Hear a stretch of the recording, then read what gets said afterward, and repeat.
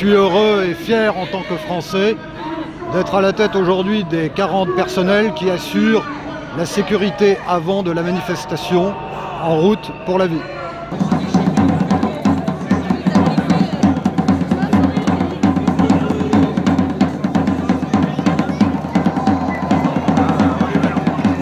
Je viens pour défendre la vie, comme d'habitude, mais c'est aussi pour défendre la civilisation, parce que toute civilisation ne peut être basée que sur le respect de la vie. Cette marche pour la vie a commencé il y a 11 ans maintenant, puisque c'était le 30e anniversaire de la promulgation de la loi Veil, en janvier il y a 10 ans. Cette marche s'est renouvelée.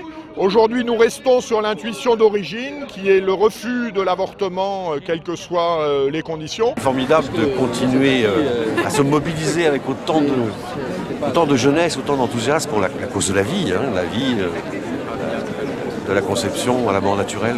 Et je suis vraiment tout à fait heureux, comme chaque année d'ailleurs, d'être à la manifestation, à la marche pour la vie. Vous savez qu'elle n'est pas toujours, nous ne sommes pas toujours avec sa forme, mais nous sommes bien d'accord avec le fond, c'est-à-dire la défense de la vie qui ne doit jamais faiblir.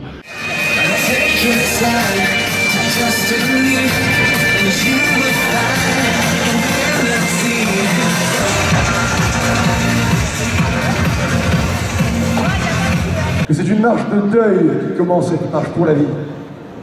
Nous ferons du bruit tout à l'heure, et je sais que vous vous ferez entendre, mais pour le moment, gardons le silence, masquons-nous, montrons notre deuil avec les ballons noirs bien haut levés.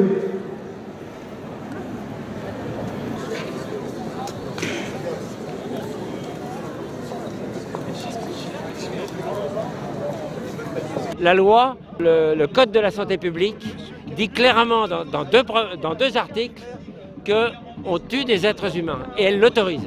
Quand les militantes de divers mouvements disent « mon corps m'appartient », etc., c'est vrai que leur corps leur appartient, mais par contre, mon appartement m'appartient, ça ne m'autorise pas à tuer les gens qui sont dedans. Et nous sommes contre ceux qui tuent les enfants. Nous sommes contre ces médecins, ces assistantes sociales qui favorisent quelquefois par leurs conseils ces infirmières qui tuent les enfants. Et il n'y a aucune rémission, ils n'ont pas d'avocat.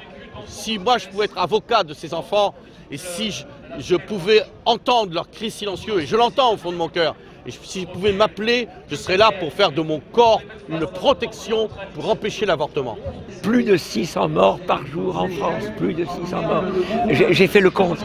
La tuerie, hélas, c'est terrible cette tuerie, elle a fait 20 morts, c'est-à-dire 17 morts, 17 victimes, que nous déplorons bien sûr, et auxquelles s'ajoutent les 3 auteurs des attentats. Ça fait 20 morts. Et le drame, la tragédie, a duré 55 heures. Eh bien, si vous faites le compte en avortement, si je puis dire, eh bien, vous avez, comme il y a plus de 600 morts par jour, en 55 heures, ce qui fait 2 jours et 7 heures, il y a plus de 1350 victimes par l'avortement en France. Et bien maintenant, avec la sédation terminale qui est prévue par le Conseil de l'Ordre, honte au Conseil de l'Ordre, je n'hésite pas à le dire, en tant que médecin, on endort les gens jusqu'à mourir.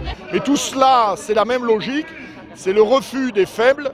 Ce sont les forts qui écrasent les faibles, et puis aussi, c'est le refus de notre civilisation. Ce qu'apporte la civilisation chrétienne au monde, c'est la prise en compte des faibles. Dans cette société qui se veut de plus en plus libérée de tout dogme, de toute vérité, eh bien, il y a encore des gens qui sont capables de dire que la vie humaine doit être respectée dès sa conception chez sa mort naturelle.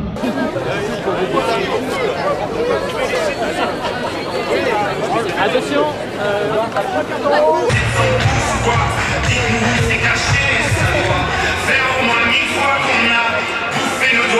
Pour la vie! Tous unis pour la vie!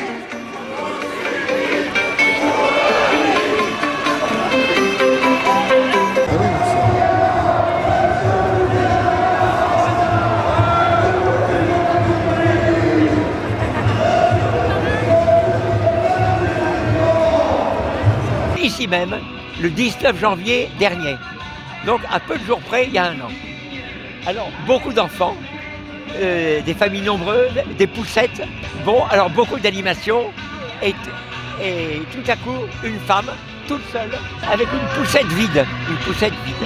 Mais la poussette n'était pas complètement vide, il y avait dedans un panneau marqué ceci: l'IVG m'a tué. L'IVG m'a tué. Tué, T-U-E-E. Pauvre petite.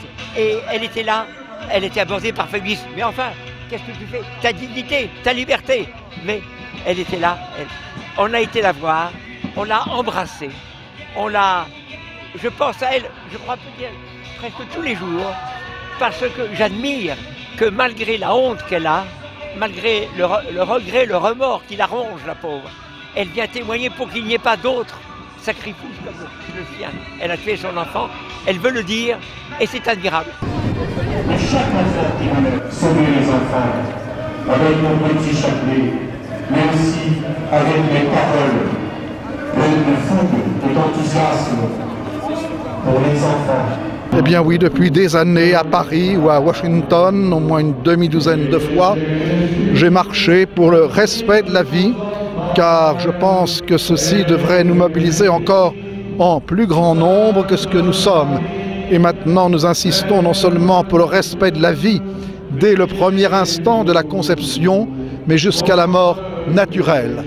Car comme l'avait clairement vu il y a 40 ans Marcel Clément, qui dirigeait L'Homme Nouveau, il annonçait déjà qu'après l'avortement, ce serait l'euthanasie. Alors, réagissons pour faire respecter la vie.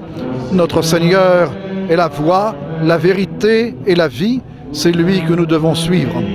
Mais il faut regarder aussi tous les jours vers les enfants transpercés. Il faut dénoncer les gestes mortels contre l'enfant à naître. Seigneur, nous vous présentons nos enfants de France. Et nous vous demandons miséricorde. Vous qui avez dit ce que tu auras fait au plus petit d'entre les miens, c'est à moi que tu l'auras fait. Je crois quand même que le bon Dieu prévoit un châtiment que je vois arriver comme tous les Français, et la racaille commence à disparaître, et je pense que malheureusement ça va continuer.